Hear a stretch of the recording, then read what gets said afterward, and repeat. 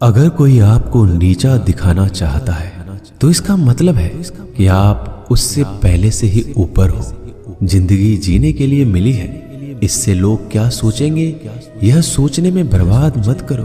किसी के बुरे वक्त में उसका हाथ पकड़ो, सहारा दो, उसे हिम्मत दो, क्योंकि बुरा वक्त थोड़े समय में चला जाएगा लेकिन वह आपको दुआ जिंदगी भर देता रहेगा।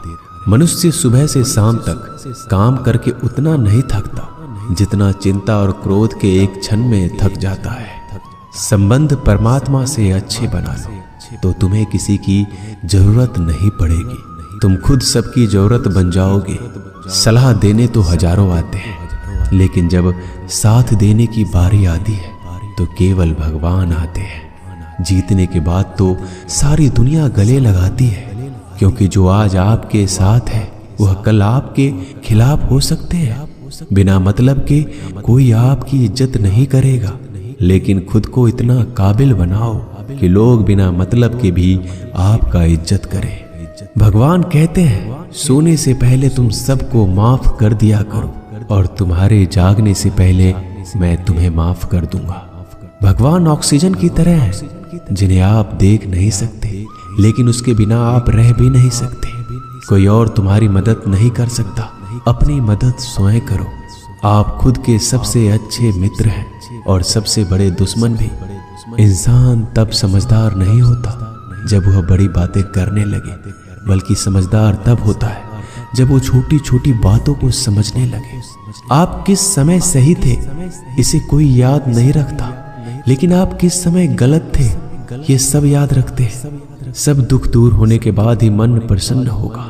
यह आपका भ्रम है। मन प्रसन्न रखो, सब दुख दूर हो जाएंगे। ये हकीकत है। किसी भी व्यक्ति की कोई भी बात बुरी लगे तो दो तरह से सोचो। यदि व्यक्ति महत्वपूर्ण है तो भूल जाओ, और बात महत्वपूर्ण है तो व्यक्ति को भूल जाओ। रिश्तों का संबंध सिर्फ रक्त से नहीं होता। जो मुसीबत में हाथ थाम ले उससे बड़ा कोई रिश्ता नहीं होता। भगवान कहते हैं तुम सब कुछ मुझे सौंप दो, सारा दर्द परेशानी, और बिल्कुल हल्के होकर मुझे याद करो।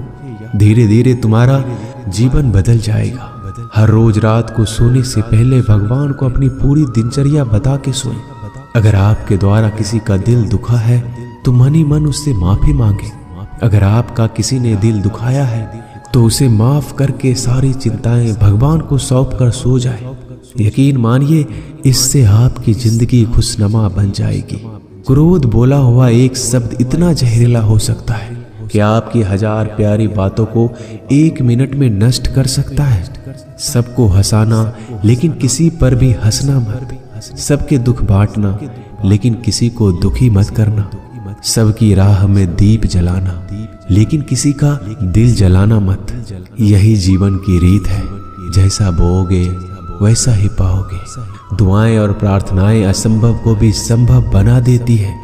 ईश्वर को ना हमारे तन की जरूरत है ना धन की, उसको तो बस पवित्र मन की जरूरत है। इसलिए वो हमें कुछ भी छोड़ने के लिए नहीं कहता, बस कहता है बच्चे मन से विकार छोड़ो, गंदे विचार छोड़ो। जो आने वाला है वो हमेशा गुजरे हुए कल से बेहतर होगा। यही एक सोच आपके जीवन में कभी निराशा नहीं होने देगी। झूठ कितना अजीब है, खुद बोलो तो अच्छा लगता है, दूसरे बोले तो गुस्सा आता है। खुशियां चाहे किसी के साथ भी बांट लो, पर गम हमेशा भरोसेमंद इंसान के साथ ही बांटना चाहिए। जीवन में समय चाहे जैसा हो, परिवार के साथ रहो तो सुख बढ़ जाता है, दुख हो तो बढ़ जाता है। सच्चा मित्र वही है जो उस समय में भी आपके साथ खड़ा हो जब सारी दुनिया आपके खिलाफ हो। आपके पास जितना भी है उसके लिए बार बार दिल से धन्यवाद कहे, हर वक्त कहे। यकीन मानिए जितना भी है वो जल्दी कई गुना हो जाएगा। प्रार्थनाएं और ध्यान इंसान के लिए बहुत जरूरी है, क्योंकि प्रार्थना में भगवान आपकी बात सुनते हैं और ध्यान में आप भगवान की बात सुनते हैं। श्री कृष्ण से कितना कुछ छूटा। पहले माँ छूटी, फिर पिता छूटे, फिर जो नंद किशोर मिले वो भी छूटे, संग साथी छूटे, राधा भी छूटी, गोकुल छूटा, फिर मथुरा छूटा। श्री कृष्ण से जीवन भर कुछ न कुछ छूटता ही रहा। नहीं छूटा तो वो था देवत्व, मुस्कान और सकारात्मकता। श्री कृष्ण दुखी नहीं, उत्सव के प्रतीक है। सब कुछ छूटने पर भी कैसे खुश रहा जा सकता है, ये श्री कृष्ण से अच्छा कोई नहीं सिखा सकता। इसलिए हमेशा खुश रहें, सदा मुस्कुराते रहें। जीतने का मजा भी तभी आएगा जब लोग आपके हार का इंतजार करेंगे। गीता में लिखा है, यदि कोई आपको अच्छा लगता है तो अच्छा वो नहीं, अच्छे आप हैं, क्योंकि उसमें अच्छाई देखने वाली नजर आपके पास है।